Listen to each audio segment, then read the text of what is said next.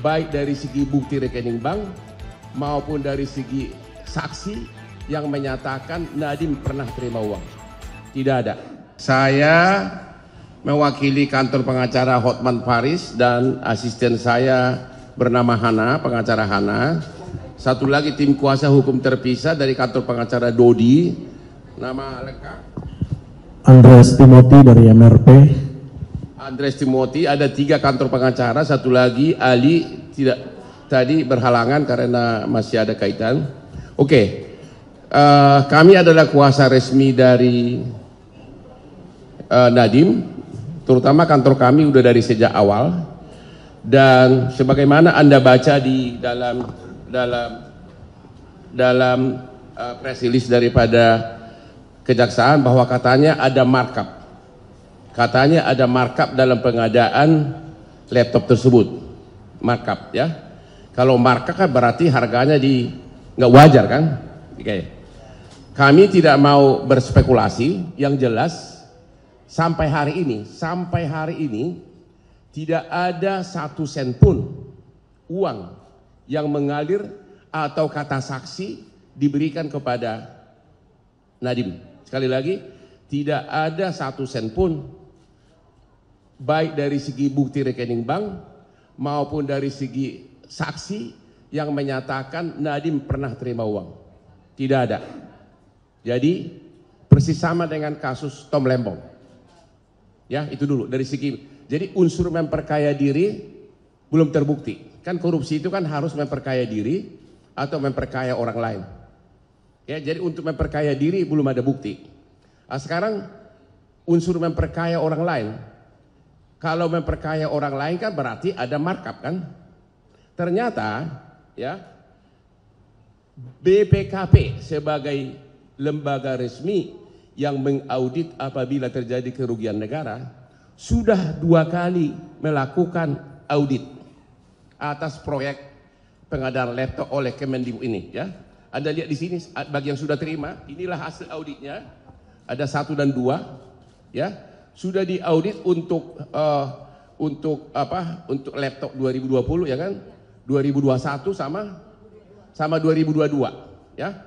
Jadi untuk pengadaan laptop tersebut sudah diaudit, dan di dalam hasil audit BPKP ini disebutkan, ini saya bacakan ya, itu saya sudah kasih ke kalian. Tujuan BPKP untuk melakukan audit ini adalah untuk mengaudit program bantuan laptop tersebut di SD, SMP, SLB yang bersumber dari APBN untuk meneliti, memeriksa apakah tepat waktu. 1, apakah tepat jumlah, apakah tepat harga, apakah tepat kualitas, dan tepat manfaat. Jadi BPKP telah meneliti, mengaudit secara menyeluruh berkaitan dengan markup, itu namanya tepat harga, tepat waktu, dan tepat jumlah, tepat guna ya. Itulah sudah diaudit semuanya. Inilah hasilnya 2 kali dalam tahun yang berbeda. 2 kali diaudit. Sekarang apakah benar ada markup? Ya, sekarang inilah hasil dari BPKP ya. Ya, untuk tahun anggaran 2020 ya disebutkan di sini bahwa kami tidak menemukan adanya hal-hal yang secara signifikan mempengaruhi ketepatan harga. Jadi menurut BPKP sepanjang menyangkut harga tidak ditemukan markup. Itu artinya ini. Kami tidak menemukan adanya hal-hal yang secara signifikan mempengaruhi ketepatan harga. Jadi hasil audit BPKB itu 2 kali seperti itu, ya, termasuk untuk tahun 2021, 2021 sama 2022. Bayangkan coba, BPKP mengatakan dari segi harga tidak ada hal-hal yang mencurigakan yang mempengaruhi ketepatan harga. Ya, itu bahasa tertulisnya. Berarti bahasa awamnya berarti tidak ada markup. Oke? Kemudian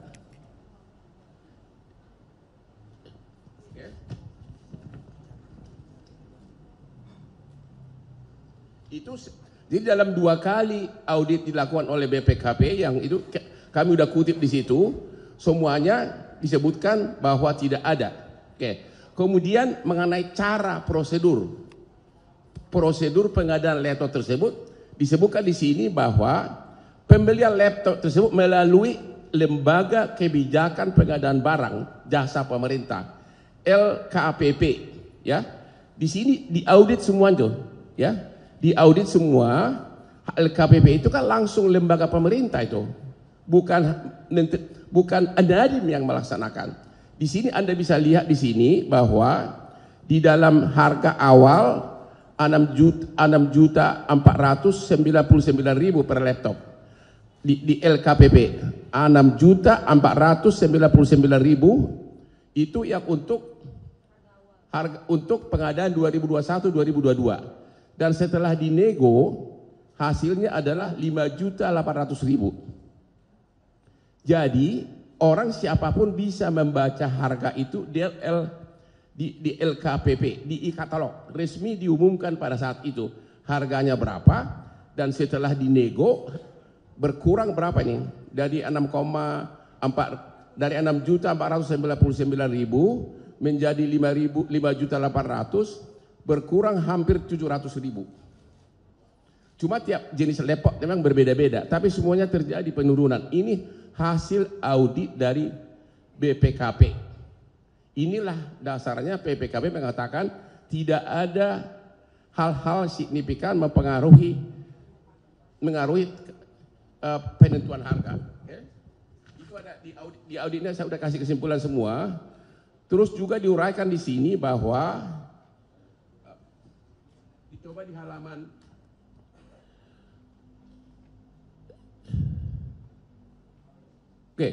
di halaman 3 disebutkan sudah pemanfaatan Chromebook tersebut sudah 95%, guru 86%, kepala sekolah 57%. Jadi hasil audit ini dilakukan di 22 provinsi, ya.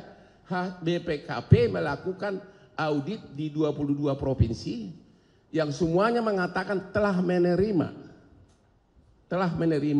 dan persentasenya pun ada di audit BPKB. BPKB juga mengatakan dari segi Kemendikbud tidak ada pelanggaran. Memang yang nyampe itu ada yang rusak, ada yang tidak bisa dipakai oleh orang sana, tapi dari segi pengiriman barang dari pusat sudah sah semuanya. Persentase pun ada di situ semua. Jadi dari segi mengatakan bahwa itu bukan barang yang tepat, ternyata memang tepat, ya. Ini dari hasil audit ya. Saya bukan ngomong saya pribadi, ya. Kemudian ada lagi hasil BPKP di sini. Oke.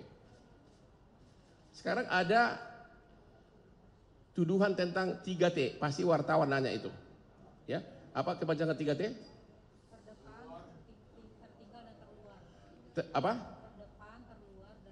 Terdepan, tertinggal dan terluar. Ternyata pengadaan laptop itu tidak mencakup di sana, ya kan?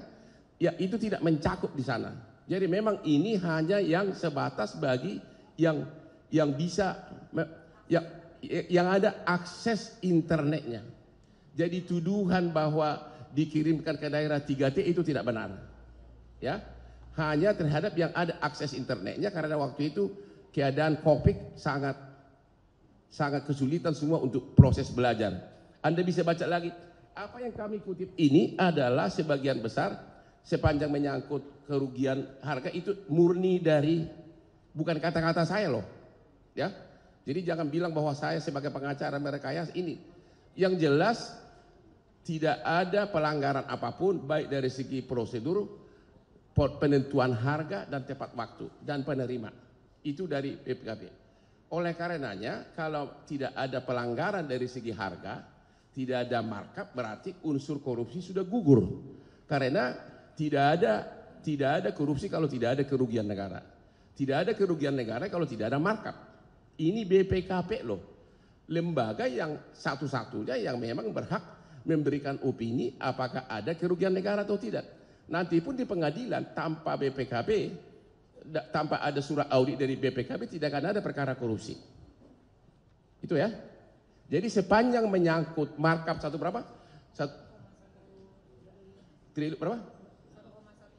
Sepanjang menyangkut markup 1,1 triliun tentang harga laptop, itu sudah dijawab di sini, tidak ada. Itu bukan apa kata Hotman, itu yang tertulis, tidak ada hal yang mencurigakan dari segi penentuan harga. Ya, berarti sama sekali tidak ada di sini ada markup dan sebagainya. Itu satu ya. Oke.